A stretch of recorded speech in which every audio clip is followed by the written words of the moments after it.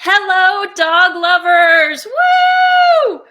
Hi, everybody! Hank is going to steal the show. I just know it. I don't know. Well, welcome everyone to the Get Fit with Your Dog webinar. It's brought to you by Wag Out Loud. My name is Krista, and I am the host of the Wag Out Loud podcast. It's a weekly show that covers canine health, nutrition, and overall well-being. Before we get started, I want to thank our friends at Doog, and that stands for Dog Owners Outdoor Gear. They're sponsoring this webinar, and we love them. They have the perfect products for enjoying the outdoors with your best friend, and I enjoy so many of their products, but just wanted to quickly show you. This is the dog walking running belt. It's got carabiners for leashes. It's got poop dispense bags. I got room for my phone. I got room for treats, wipes. It even has Velcro for a tennis ball. So it's literally hands-free outdoor activities with your dog. And then their newest product is the bag, the Doog walking bag, also with poopy bag dispensers, and it's a lined bag. You can put water bottles, keys, whatever else in there. So love their products. And they are offering a giveaway at the end. So you guys have to stick with us for that. It's a whole prize pack, which is awesome.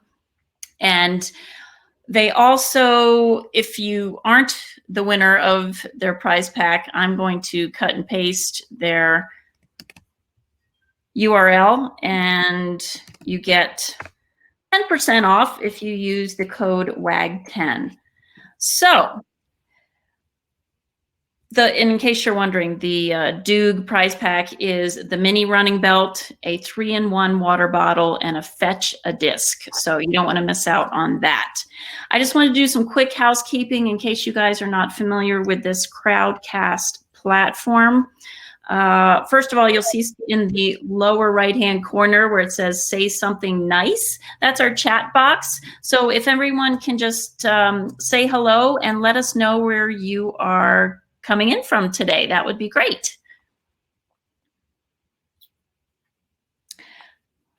And then while you guys are doing that, Portugal. Hi, JB. Portugal.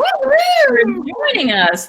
How cool is that? I'd like to go to Portugal. Wow, that's cool. Going to the class.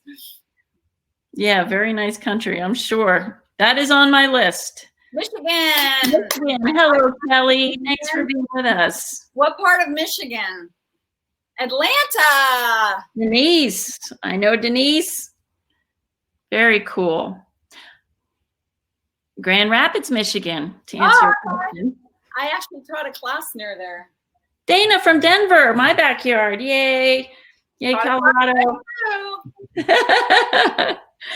Okay, the next thing you'll see on the bottom there is polls. And you guys are going to answer the question there that, do you do a fitness activity with your dog besides daily walks? So I just want to see what you guys are doing already. If you can answer the poll, yes or no, that would be great. Oh, we got 2 yeses so far. 3. Oh my gosh, these are all awesome. All right. And the last thing, this is a little different when you want to ask a question. So instead of in the Say Something Nice chat box, ask a question is right down on the bottom in the middle there of your screen. And that's where you guys are going to type out your questions, and I will keep track of those. So at the end of Dawn's presentation, I will ask her the question and she will answer.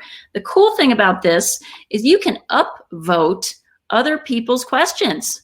So if let's say Joe has a great question, you can upvote that. So that'll take that to the top of the question list. All right, it looks like 100% of you are already doing activities with your dog. Awesome. That is great to hear. Okay, we're going to get started. New stuff. Pardon me? So maybe, hopefully we can teach them some new stuff. Yes, I have no doubt you will enlighten us. Well, I don't know, everybody. Did you know that 85% of pet owners find exercise more enjoyable when they have their dog by their side? Not a surprise. Or that dog owners are significantly more motivated to exercise than non-dog owners. Woo! Dog owners, yay! We're fit and fun. Oh, yeah. Well, without further ado, I am so honored to have my friend Dawn Salapino with us today. And she's here to talk about the new activities you and your dog can do together. And it's all focusing on fun and fitness. And that is handsome Hank, of course. Hank the Tank. Hank the Tank. Dawn, thanks so much for leading this super important discussion today. Can you please introduce yourself and share with everyone why are you so passionate about including our dogs in our fitness routines? Hi, everyone. My name is Dawn Salapino, and I'm here in sunny San Diego. And 11 years ago, I started Leash Your Fitness because I had a dog similar to Hank, a Cairn Terrier, named Jack, and he was my best friend. And hopefully I won't start crying. But anyhow, I got Jack, and I never wanted to leave him. So at the time, I was teaching corporate fitness, and I was doing personal training in like different places. And I never wanted to leave Jack because he was so much fun to be with. So I actually started quitting all of my jobs that wouldn't let me bring Jack. And I thought, well, if people want to exercise with their pet, let's do it together. So I started Leash Your Fitness. And it started out as just a workout class for you and your dog.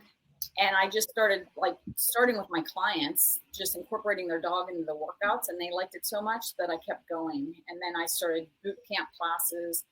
And then everything else I started came from the fact that I wanted to do stuff. So I didn't want to leave anybody out. So I was like, everyone come with me. So I started leading hikes with the dogs. And then I started leading kayaking with the dogs. And then I wanted to go camping. So I took everybody camping with the dogs. And I just made everything up as I went.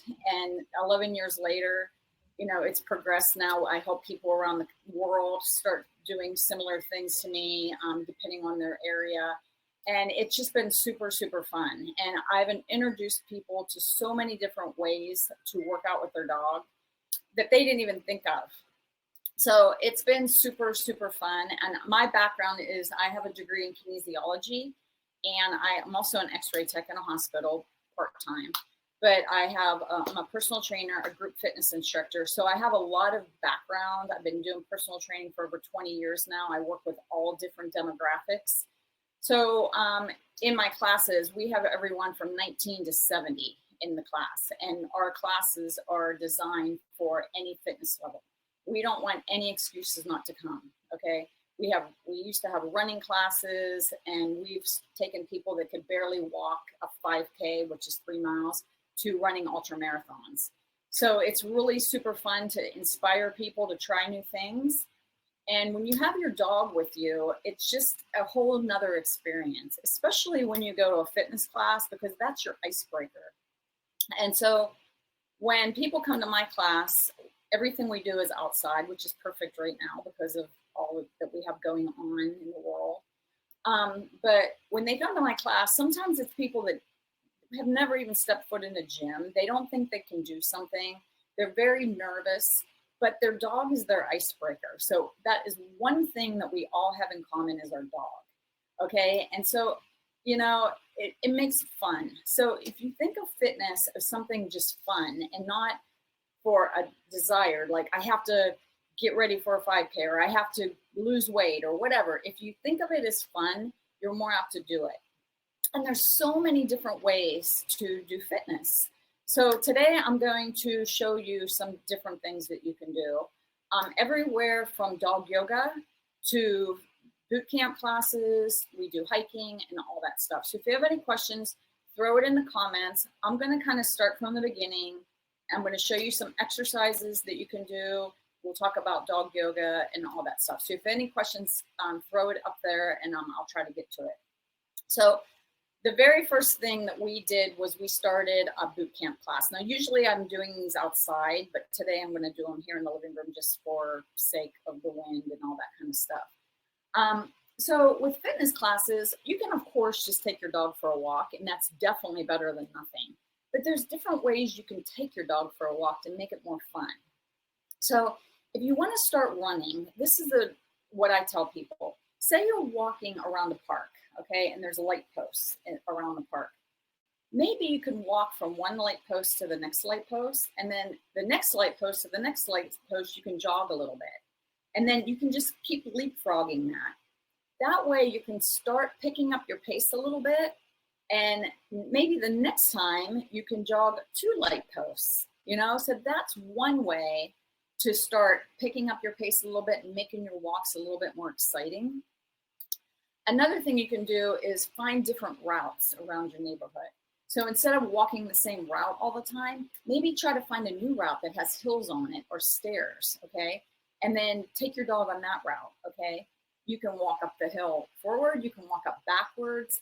You work different muscle groups the different ways you walk. So if you walk up backwards, you're working more of your butt muscles, okay? So if everything you do is directly forward, then that is the only muscles that you're working. So we want to work all of our muscles. So different ways that you can do that. Hopefully you can see me. Come here. So I walk with a hands-free leash. Come here, honey. Now we've been practicing this, and now he's going to be stubborn. So what you're going to do is put your dog in a sit.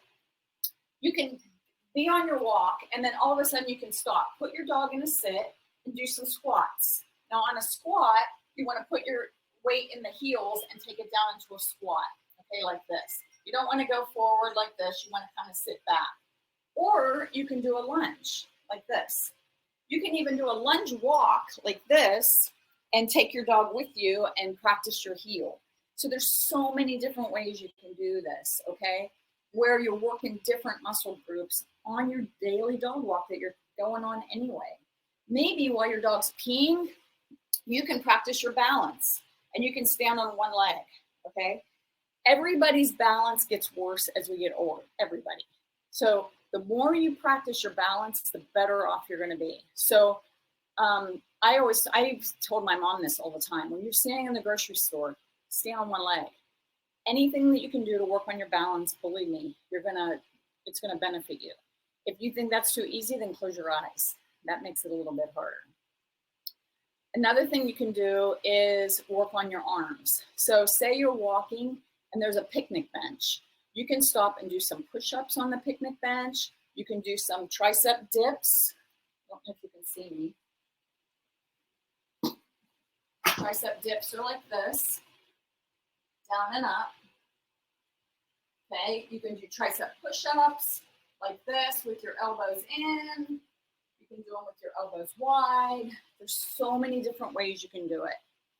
Okay, so those are just some things that you can do on your dog walk. So again, you can pick up your pace with the cardio. You can walk backwards. You can walk sideways. So when you're walking, you can walk sideways like this. So that's working your side muscles. You can stand like this, do some side kicks. Again, you're working your balance, you're working those glute muscles. If you're having knee pain, ankle pain, foot pain, chances are your glute muscles are weak. Your glute muscles are your largest muscles in your body. If they're weak, it's going to cause havoc everywhere. So you always want to work your glute muscles, okay? So another thing you can do is dog yoga. Now we set the world record for the largest dog yoga class. We had over 250 dogs in our class. And the reason we did that is because we wanted to show that your dogs read your energy, okay? So dog yoga isn't about picking your dogs up and using them as props and, doing down dog and working with your dog. It's about your dogs reading your energy. So dog yoga is a very spiritual practice where you work on your breath work, you work on balance, you work on flexibility. But if your dog's with you, you can really calm yourself, calm your dog down, okay? So what we do is with our dog yoga classes, we take a little walk and we do some standing stretches along the way. So some stretches, you could even do some balance stretches. This is an airplane stretch where you come down like this and you can do your airplane and then you can reach down and touch your dog. Okay? Look how fun. You can bring it up like this. You can do tree pose. Okay, so those are some more things that you can add to your dog walk. Now, what we do in all of our classes is we incorporate dog obedience in our stuff. So I'm not a dog trainer and I never tell people I'm a dog trainer, but we do basic dog obedience. So whenever you're walking, instead of just walking, letting the dog smell everything and doing whatever they want to do, pulling you all over the place, tell your dog to sit or ask your dog to sit down, heel, just basic stuff because they have to think. People don't realize that when you ask your dog to think, I always tell people it's like starting a new job. You know when you start a new job and it's like you have to think the whole time, like everything is like, oh my God, how do I do that? How do I do that? Now what do I have to do? You're exhausted at the end of the day. And then after a year or two, it's like nothing, you don't even think about it anymore. So it's so much easier. But when you have to think, it's mentally exhausting. And it's the same with your dog. So if you're doing your dog walk and then you stop and do a lunge or do that squat or do those side shuffles, get your dog in a sit. Ask him to get in a down. Ask him to do a trick. Ask him to do anything you want to make them think. Then tell them to stay. You do your exercise and then keep going. Now, in our classes, we don't use treats because with all the different dogs, it's so distracting. But if you're by yourself, you could have a little, like that Jube treat bag, or I have this little treat bag that I carry with me. So you can, give them a little treat to reward them. And it's a great way to enforce the dog obedience that you learned probably when your dog was a puppy. Most people go to puppy classes and then they never reinforce anything that they learn. So that's a great way to do it. So those are two things. The dog yoga class, like I said, you can do your planks, put your dog in a down. A plank is a really good exercise for your core where you come up like this, keep your body all in one alignment, get your dog in a down. You can even do your plank over your dog like this and get your dog in a down. So it's a great way to keep your dog in a down. That's something fun to practice in your living room or if you're at a park or something, so it's super fun. Does anybody have any questions so far? Shout out if you have any questions. Okay, so let's see, what else? What about hiking with your dog? So hiking with your dog is super fun. Now, there's a lot of things that you want to know. And one of them is remember your dogs do not sweat. Okay, so here in San Diego, it gets super hot on the trails. Remember, the ground gets hot, and same with your walks. Please don't take your dogs walking at noon. Go early in the morning. Always take water. Hank actually just drinks out of the bottle, or he drinks out of the cap. But there's tons of collapsible bowls. This is a Curdo collapsible bowl. I can carry this with me, especially when I do on my group walks. I have a whole bag that I take with poop bags. I have, spray in here for the dogs, flea and tick spray. I have different things in here. Okay. So, always take that when you go hiking. Okay. And make sure when you go on hiking trails that you know where you're going and that you know that if it's going to get hot, because like I said, like in San Diego at the beach, it could be one temperature, and inland where you're hiking is going to be a lot hotter. So the safety of the dogs is always, always, always first. Okay. Always pick up after your dog. I got my poop bags here. So that's hiking with your dog. So, you can start out hikes small. There's a lot of like local hikes through neighborhoods or through the trails in neighborhoods. We have tons of them here that are super fun. It's super fun to explore, There could be water on the hikes where the dogs can go and go swimming and cool off. So that's really fun. Speaking of water, let's talk about water sports. Has anybody ever tried any water sports with your dogs? Maybe dock diving or kayaking or paddleboarding or even surfing. So my other dog, Jack, did all of the above. He loved to dog dive. He loved to jump off of any platform. So it was super fun. But it did make it a little challenging when I started kayaking and paddleboarding with him. So when people say, my dogs don't like water, I'm like, good. If you start kayaking and paddleboarding with your dogs and they don't like water, it's actually better because then they won't jump in. If they do like water, sometimes it becomes a little challenging because they want to jump in all the time and go swimming. So I trained Jack to stay on the kayak or the paddleboard, and then every mile that we paddled, he was allowed to go in and go swimming.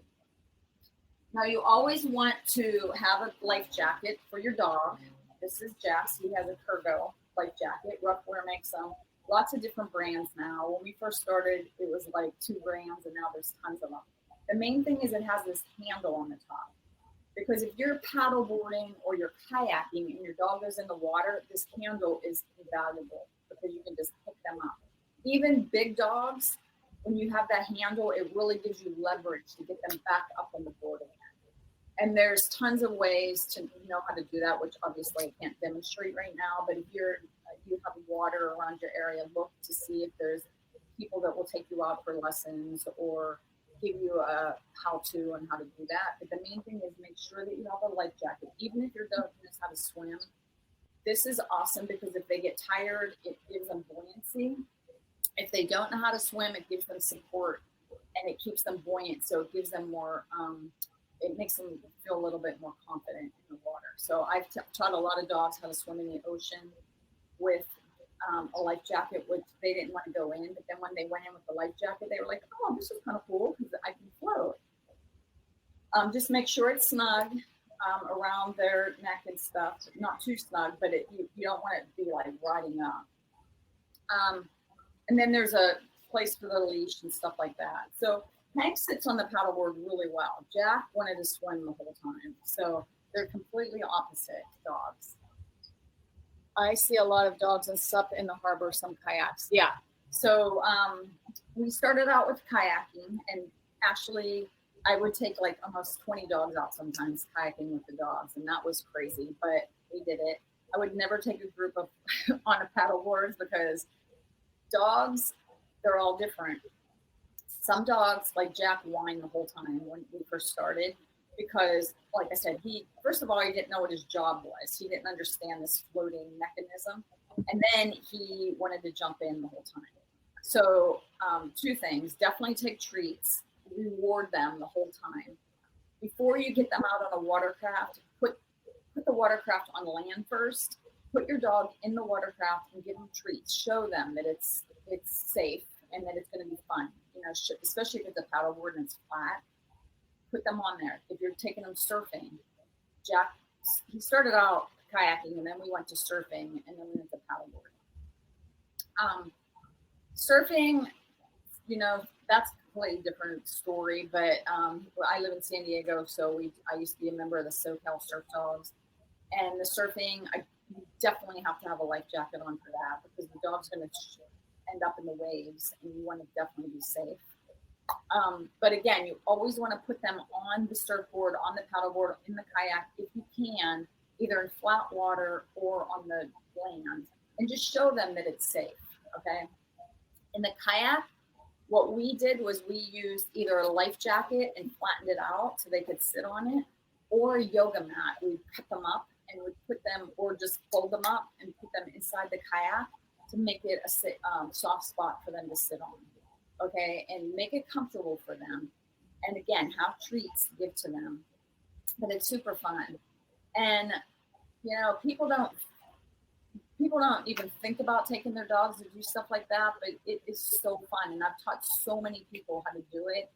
And like they'd go out and buy kayaks or they'd go out and buy paddleboards because they had so much fun. So in 2015, Jack and I did a trip. It's called Jack's Journey USA. And I had this RV that was completely wrapped in yellow, and it said Jack's Journey USA on it. And we traveled to 25 states. We took 10 weeks. And when I said I was in Michigan, I was in Grand Rapids, Michigan. I was in Denver, right outside of Denver, teaching. And in this book, we wrote every single chapter is a different state that we were in. And taught people how to do all this stuff with their dogs. And we paddleboarded on lakes and rivers and everywhere, all over the country. It was so fun. And so many people were like, oh, I never even thought about doing that with my dog. And so we showed them how much fun it is. And now it's one of those things that you have to get used to. And people were like, well, my dog would never be able to do that. If you say that, that's usually more reason for them to do it. And that's more reason for you to work with your dog, because your dog should be able to do this kind of stuff. And if they're a bad dog or they're not obedient, why aren't they an obedient dog? Because that's something that you always want to work with your dog. It's like saying, oh, my kid couldn't do that because they're bad. You wouldn't let that happen, right? You wouldn't let your kid just always be bad. You would work with them. And the same thing is with your dog. And if you work with them and show them fun stuff that you can do, it gives you more reason to really work with them. So like I said, I'm not a dog trainer, but you might want to work with a dog obedience person or a dog trainer to learn the basics, because your dog really should know how to sit, be in a down, and then be in a stay. Those are 3 basic commands that you definitely need for all these activities. Because if your dog's just super hyper and all that stuff, and you take them out in a kayak, it might be a nightmare. So if you work with them with these basic commands, like at your house, like what I tell people is don't feed them without them being in a sit or a down. Like Hank has to be in his bed. We say, go to your bed. He goes to his bed. He stays there and waits until we feed him his food. So that's a great way to practice that kind of stuff. So those are just basic things that you want to definitely work on to get them to do this kind of stuff. And same with camping. So we camped. I had an RV where we camped all over the country. And again, you want to work with your dog to be not like barking and not being reactive to other dogs. And there's so many ways to do that. And when you are working out with your dog or walking them and all that kind of stuff, positive reinforcement and, showing them that this person coming at us is not bad. Like in my Leash Your Fitness classes, we've taken a lot of dogs. We never turn down a dog ever. And people bring their dogs, they say they're aggressive or they're reactive. We put them in a safe environment, and then they get trusting and they build their confidence. So if you do that with your dog in these activities and show them, there's so many different activities that you can do with your dog, and show them that life can be fun and that you're not just throwing them in the backyard to bark at every dog that walks by. I promise you they will get better, but you have to work with them just like you have to work with a kid or anybody else. You're not going to get better at something without working on it. So, is there any questions? Not so far. I feel like I have a question though. Okay. If we can go back to the hiking, when is it necessary to add booties for the dog? Oh, good question. So Jack wore booties because he had arthritis in his feet. So darn it, I should have brought all my booties in. Here's one of his booties. You can tell they were very well worn. I actually have some of his ashes in this. There's a lot of different kinds of booties. Rough Wear makes booties. Herto makes booties. I like these booties because they were like slippers, and see how flexible they are. So when you put booties on dogs, they do what we call the booty dance, and they walk really funny. It's really like you're rolling on the ground laughing. Yes. But some dogs like it. Like Jack didn't mind on his front feet, but he didn't like them on his back feet. And dogs put most of their weight in their front feet. So that's totally up to you if you want to wear booties or not, and you and your dog. If you're going to be going like on really rocky terrain, and definitely if it's hot, people don't realize because they have shoes on that how hot the trails get. If it's that hot, you probably shouldn't be out hiking in the first place. That's when the snakes come out. The dogs are going to get heat exhaustion, all that kind of stuff. But even on the sand, it gets super hot. So the booties, Jack started wearing when he was older because he had arthritis in his feet. Because I'm going to tell you, I wore that dog out. We hiked and hiked and hiked. And we would trail run and all that kind of stuff. So if you want to get your dogs used to booties early, especially like say you live in Colorado or somewhere that you're hiking a lot of walks, Another thing was with Jack is we would hike in water and then on rocks, and it would really wear on his paws. So there's some creams and lotions too that you can put on their paws, like after you're hiking or before, that will protect their paws. But that's always something you want to really be aware of is their paws. Okay, you guys. I think people forget, and like right now in California, there's these things called foxtails that are horrible.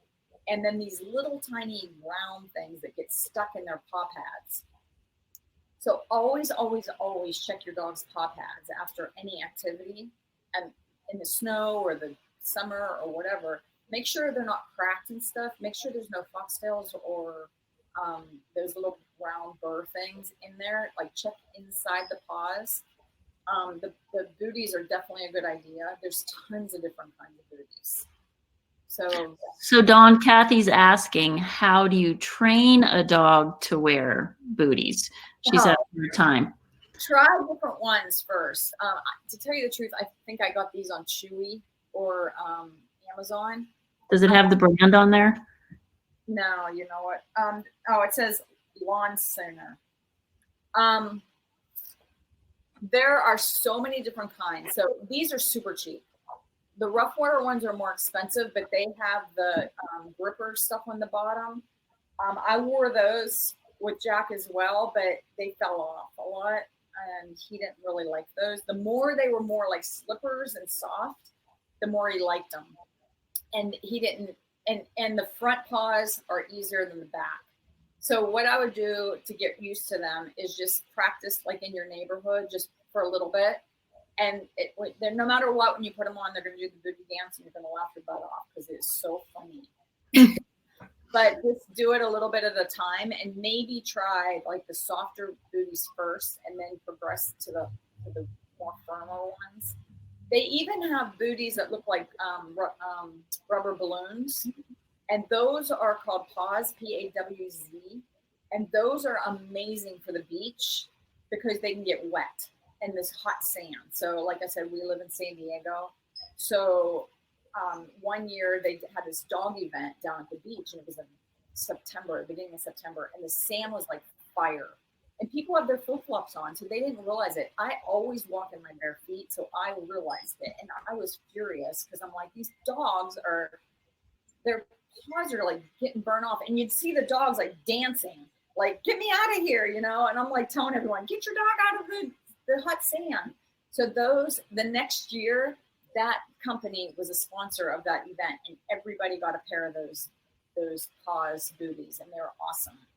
And I think it's called PAWZ, and they look like balloons. Now those are sometimes a little bit harder to get on your dog, and you have to be careful it's not too tight around their wrists. But just experiment with different booties. Darn it, I wish I would have had my other ones, because I have these other ones that are like nylon, and again, they're super flexible, and those were good too, and they were more waterproof. So if we were hiking around water and stuff, I would have those on too.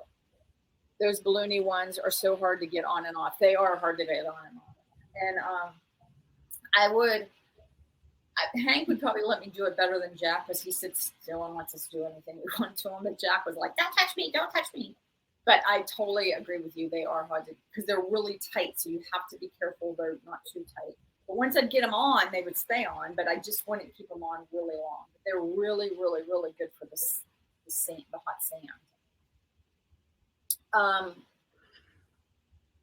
Let's see what else. So what else about hiking that I was going to tell you? Just, you guys remember when you're hiking or out in the weather, get your dog used to drinking. And everybody is different on how they get their dogs to drink. So like I said, Hank drinks out of the water bottle. Some people have a hydro flask, and their dog, they just squeeze it and the dog drinks out of that. There's that other contraction that there's a like bowl at the top, and you squeeze the bottle and the water comes out. That is really cool too, because they're just drinking out of that bowl. So whatever you do, just get your dog to drink. Get them used to drinking, because a lot of dogs won't drink. Even if you have to put a little bone broth or flavor in your dog's water, or sometimes what I do is I'll put a treat in their bowl in his bowl of water. So he has to get the treat, he has to drink some water. Okay, so just definitely get them used to drinking. That's a good idea. And what are your thoughts on leashes when hiking? Well, usually it's a law that they have to have a leash on. You see a lot of dogs, and I'm going to be honest with you, Jack was hardly ever on a leash, even though my business is called Leash Your Fitness, because Jack was very well trained. And Jack, my dog Jack, he was the type of dog that I never had to worry about him running up to other dogs or other people. I think what people don't realize, and you hear this all the time, and people will be like, my dog's friendly. It doesn't matter if your dog's friendly, because you never know what the other dogs are like or what the other people are like. That person might have been a mailman, and he might have been attacked by a ton of dogs. And just because your dog's friendly, can you imagine if you're scared to death of a dog and the dog's running up to you and you're like freaking out, and then your fear is feeding that dog, and then the dog's even going to be more reactive to you. So please don't let your dogs run up to other people or other dogs. Or if you're out in nature, other animals. So we would always see, I've seen everything. When I was on this trip, and I traveled all over. Jack was in 36 states and 2 countries. We traveled everywhere together. We've seen moose and deer and bear and and tons of coyotes and snakes and every kind of animal. But I never had to worry about Jack. He was like street smart. This dog, Hank, I would never have him off leash because he chases everything and he doesn't come back. So you have to be responsible for your own dog. And if your dog doesn't have a really good recall, I definitely would not have them off leash. And it's not legal here in California, so then you have to worry about getting a ticket if you do get caught. But I think what's even worse than that is if there's like here, there's rattlesnakes on the trails. Like the other day we were hiking, we saw a rattlesnake. If your dog's off leash, you don't know what's going to happen. So I know in Colorado, people are a lot more, their dogs it's wide open and people are out running around with their dogs. And that's, to me, it's totally cool, if it's legal especially. You just have to have a recall with your dog. And that's another reason that you have to work on this dog obedience. I have a 30-foot leash that I use to train. And it's really cool because the Hank will run and he doesn't realize he's on a leash. And then I'll call him and we practice, and then if he doesn't come, I have that leash to pull him in and then I give him a treat and that kind of stuff. So you could, work with that for sure. Yeah. And there's even sports that I've never tried, but I've seen, like the bike joring. Yeah. So that's more sports that you can do with your dog. So there's skijoring, which is like skiing with your dogs. I don't really talk about that because I live in San Diego, but that's something really cool. Like I know we have someone here from Michigan, so that's definitely something. Biking. Can you guys hear my landscaper? Do you want me to shut the door? It's not too bad. Okay. There's a biking that you can do with your dog. So there's an attachment that you can put on your bike. Thank you for bringing that up. If you're going to bike with your dog, please do not hold on to the leash, especially, I didn't even address this. Please do not work out with your dog with a retractable leash. Please, please, please, please, please. I personally think they should be outlawed because they're so dangerous. You cannot control your dog with a retractable leash. I don't care what anybody says. If the dog's out and you grab a hold of that leash, you're going to cut your finger. And the people are saying, well, I have a lock on it. You're not going to control it. I go to so many dog events. Their dogs are all over the place with those retractable leashes, and people are tripping over them, and they're so dangerous. So please use a leash. Even the 30-foot leashes, you have more control over your dog than a retractable. Good point. Especially with those retractables with the wires. My neighbor has one of those. I'm like, dude, you're going to cut your finger off with that, because if you ever have to grab your dog, you're going to cut your finger. So you have no control with your dog. So please use the hands-free leashes are awesome. I love these. You can buy them online. I have these made for us. They say workout. My dog is my workout partner. They're great because especially if your dog is a puller, if they're pulling against you, it's kind of like pulling against a pole instead of this, like with your arm. So, and then they're with you all the time. Okay, so that's, to me, they've been really, really helpful for me. So if you are on a hiking trail or doing anything, please have a regular leash for your dog. Please don't use retractable leashes. Good point. Any questions? Does anybody have any questions so far? Dawn, the one thing I was like, what even brought that up? What brought that up was the bike thing.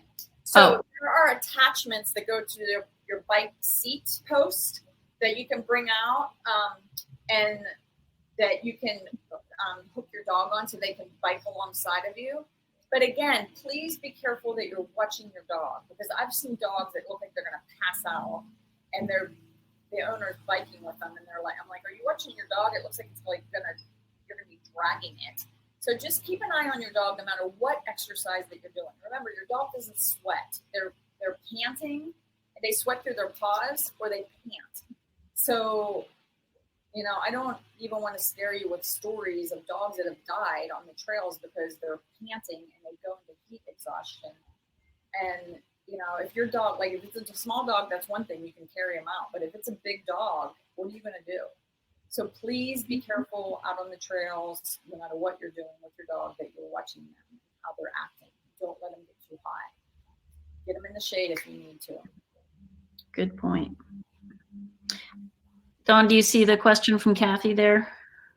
Yes, so that is a great question about the waist leash. So my waist leashes are plastic, okay? So they will break. If a dog pulls on it too hard, it will break. So if you get a waist leash and you're not steady on your feet and your dog is a total puller and it's not plastic, and even if it breaks and your dog gets loose, that's not cool either. If your dog's a total puller, you might not want to get a waist leash. We had a tragic story of a person we know. It wasn't one of my leashes, but the dog pulled this lady down and she hit herself on the curb, and she ended up dying. And so, and it was just this fluke, tragic thing that happened. And so, yes, thank you for bringing that up. If your dog's a total puller, you might not want to have a waist leash if you think the dog's going to pull you over, or if you're not steady on your feet. So one more reason, again, to work with your dog's obedience. Hank is a total puller when it comes to seeing anything with critters. I call them critters. Anything that moves. It could be a friggin' cricket. And this dog will chase it. So we're still working on that. And we're working on it with different collars and harnesses and all kinds of stuff. He's really small, so I'm not worried about him with the waist leash. But yes, thank you for bringing that up, because we have had older people in our group, and they get these dogs that are like big dogs, and the dog's pulling them all over the place, and it's pretty scary sometimes. And so yes, please don't use a waist leash. You have to use what's safe for you and your dog. And also, please, I encourage everyone this week to try to incorporate some exercises on your dog walk. So whether it be balance, whether it be arm exercises on your picnic table, or whatever it is, a lunge, a squat, your side things, try some different things on your dog walks, okay? And just see how that is. And start working your dog's obedience in those exercises.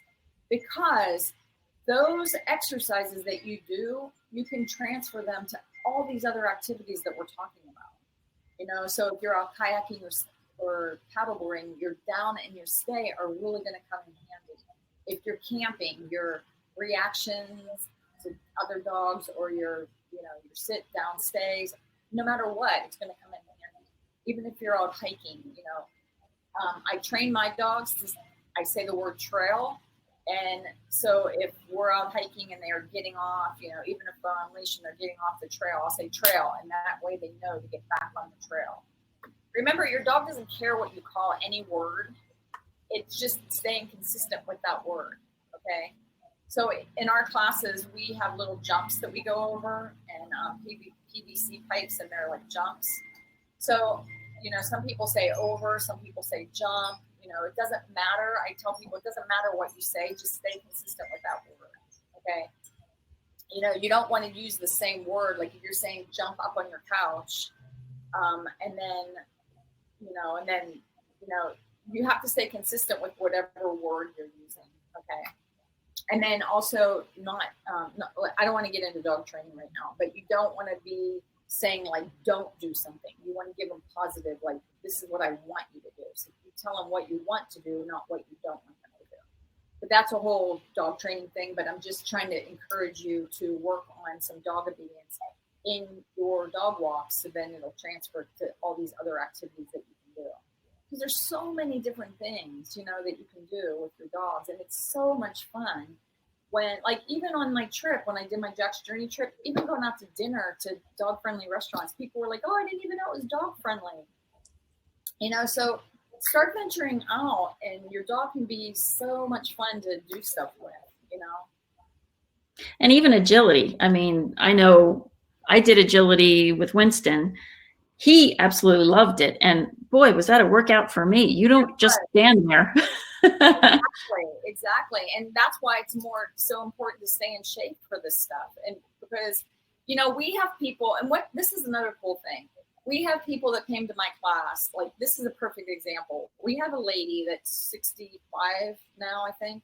When she first came to the class, we used to have this one class, and she was like, I can't keep up, you know. We never leave anybody behind. So we always wait and do exercises while people catch up. So she was like, she didn't feel, you know, she felt kind of out of place because she was older or whatever. But her dog had so much fun. So she came back to class. Well, guess what? Now she's one of my instructors. Oh, wow. You know, it's like you stick with it and just listen to your dog, because we have so many people who are like, my dog needs this exercise. Well, the truth is the person needs it too. But if the dog needs it, they're more apt to do it, and they're more apt to have fun. And same with agility. Like, agility is a great workout because you got to run around. Yep. You know, and you got to keep up. You got to keep up with your dog. And you got to think. You and the dog have to think the entire time as well as you're running around. Again, like, that is so good for the dog. There's so many activities that you can do with your dog. Yep. So I just love introducing people to stuff because it gets them out of the box, and you never know. And so just try it, you know, you never know. Like, I have people that came kayaking, and then they're like, oh my God, this is so much fun. And they go out and buy a kayak. Do you need to have the dog on a leash when they're on a paddleboard or in the kayak? You know, no, you don't have to. If you think your dog's going to jump off, and that might be a problem. So with Hank, what I do is I have him on a long leash on the paddleboard. And the only reason I do that is because I'm trying to teach him how to jump off, like duck dive off the board. And I want him to swim into shore. So once he gets into shore, if there's anything moving, like if we have the place here called Fiesta Island or the bay or something, he's going to take off. So that's the only reason I have him on a leash, because I want him to swim. And once he gets to shore, I want to have control over where he is. But if it makes you, a lot of people, when we would go kayaking, they would have their dog on a leash because they didn't.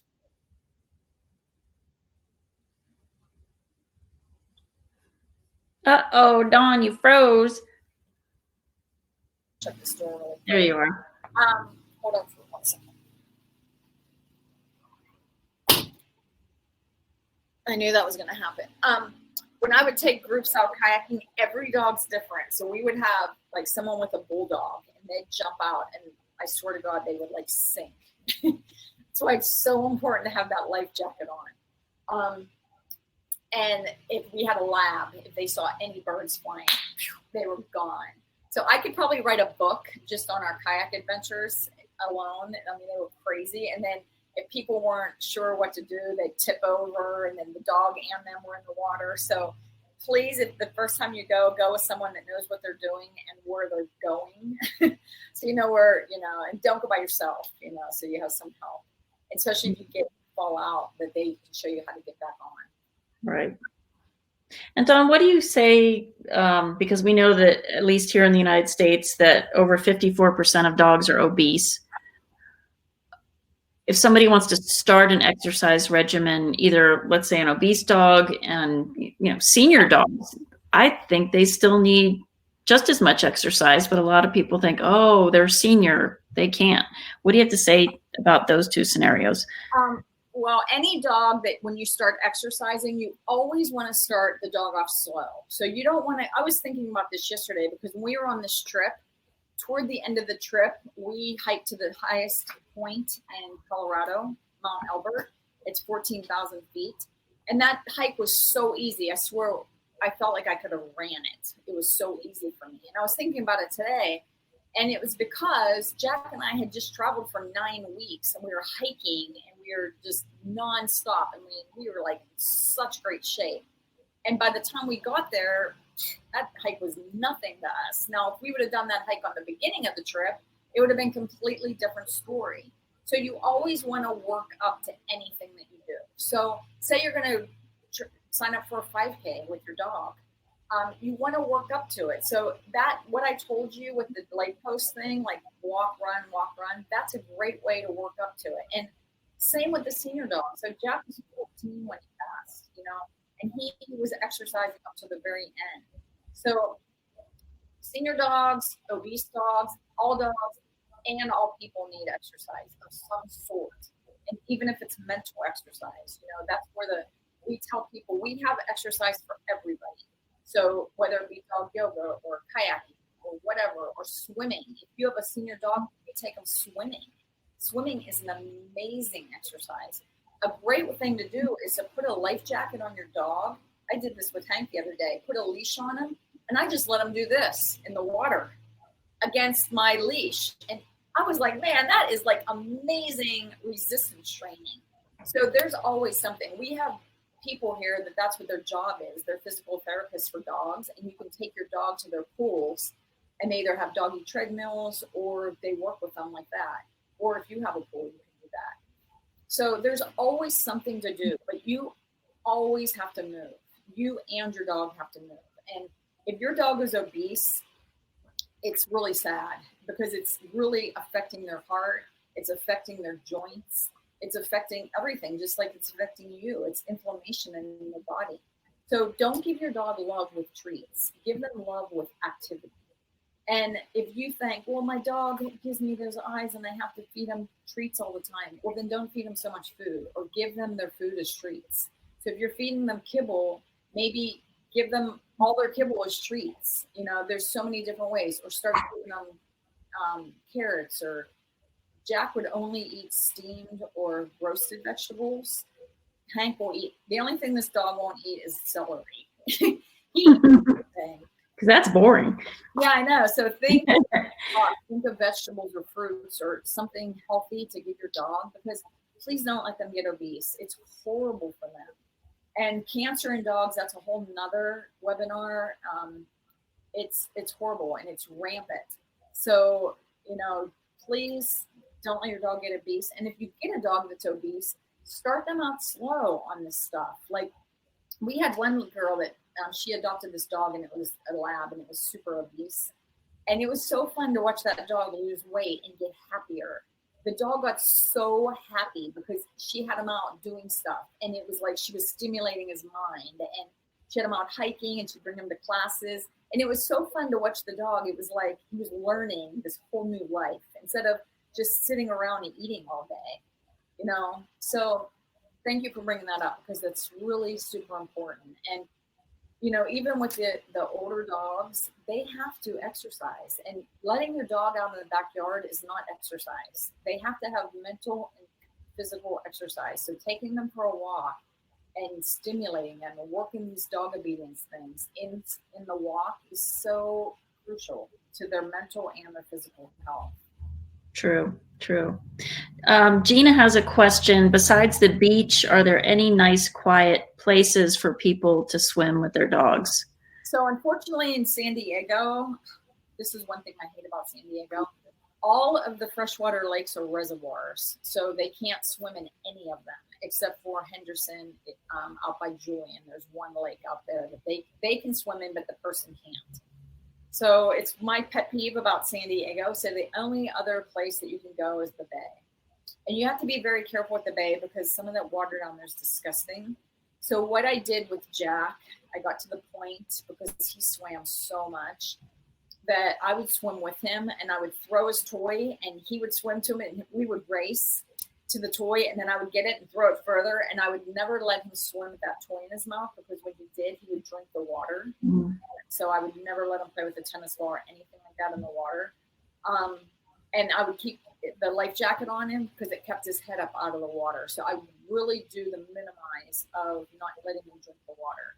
So when we were on this trip, oh my God, that was my favorite part is we went to lakes and rivers all over the country that was fresh water. And it was so awesome.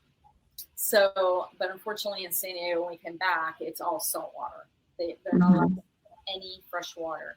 So unless you know someone with a pool or you go to somewhere like Cutting Edge Canine that they have pools that you pay to, and Trish takes them in swimming, or you can take them in swimming.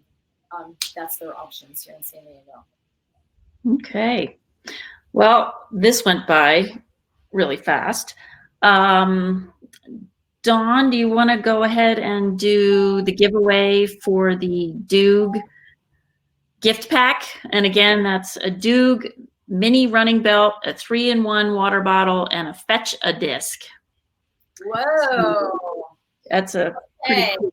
So who on this call, how do they do it? Do they have to answer a question in here? Yeah, why don't we see who was listening, and if you can ask something that you went over, and the first person to answer there in the comment. That pack is great for hiking. So what is one thing that you learned that you're going to try with your dog when it comes to hiking? So what are you going to try a new hiking trail, or what are you going to do differently when you take your dog out hiking? Post it in the comments. Good question. Squats. I wish we could see you so we can. I know. Well, JB got squats. That's is good. Awesome. So remember when you do your squats that when you sit down, you know what I tell people is pretend like you're going to sit in a chair. So when you're doing your squats, you wouldn't sit in a chair and do this. Or say you're going to go potty, okay? You want to sit back in your squat. So your weight is in your heel and you're sitting back, okay? So that's very important when you're doing your squats on your hike is that you sit back in your heels, okay? And it's great for balance too. So sit back. So push back. So you should be able to pick your toes up when you do a squat. So practice in your home first before you get on the hiking trail.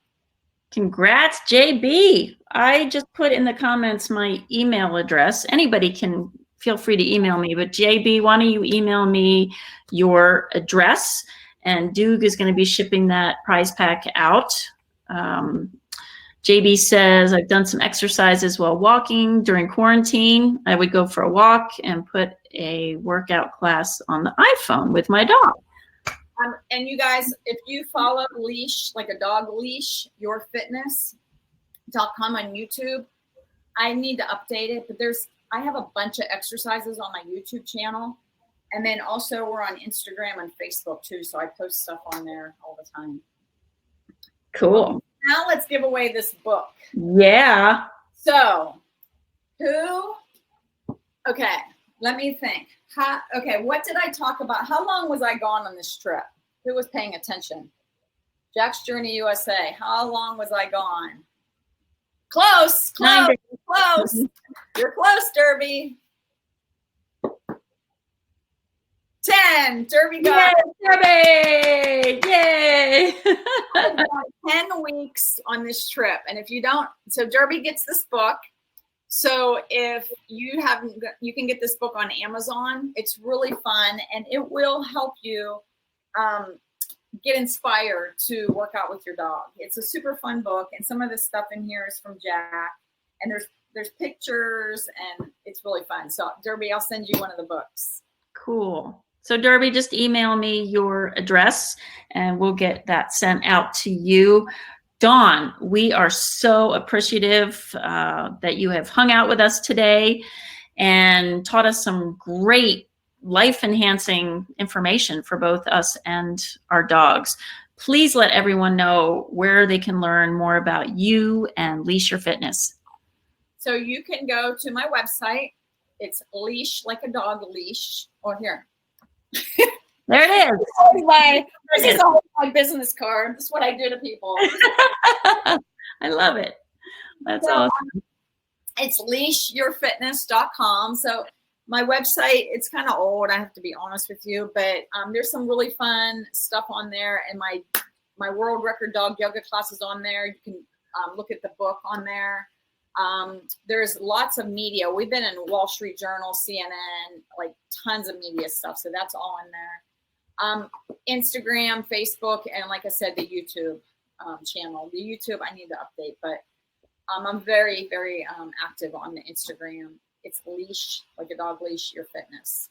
Yes. So yeah, and please let me know that you were on here, and please let me know what you learned, and when you do something new, let me know. I would love to Yeah. Yeah, if you guys have any takeaways from this webinar, just put it in the notes. We'd love to know. That would be great. And then lastly, if you notice at the bottom of your screen should be a green button. It's the free Demystifying Canine Nutrition Masterclass, and that's going to be next month. Again, it's free, and I'm so excited. We have 3 amazing experts. Yeah. I'm sure you guys have heard of Dr. Marty Goldstein, Dr. Jean Dodds, and then Matt Rowe. They are all sought-after speakers in canine nutrition, and you have to be there. Space is limited, so reserve your spot. Click on the button. It'll take you right to the registration page. It's free. Tell your friends. And Dawn, thanks again for being here, for all of the information. Thanks to everybody else for taking the time and for loving your dog and yourself. Irene says, thanks for all the ideas. I need to get squatting, lunging, and stretching as I walk the dogs. Yes, I love that. Definitely. There's so many things you can do. Oh my gosh, there's so many things you can do on your dog walk. Well, it's time to get active with your dog, everybody. We wish you a tail wagging day. Bye, everyone. Thanks.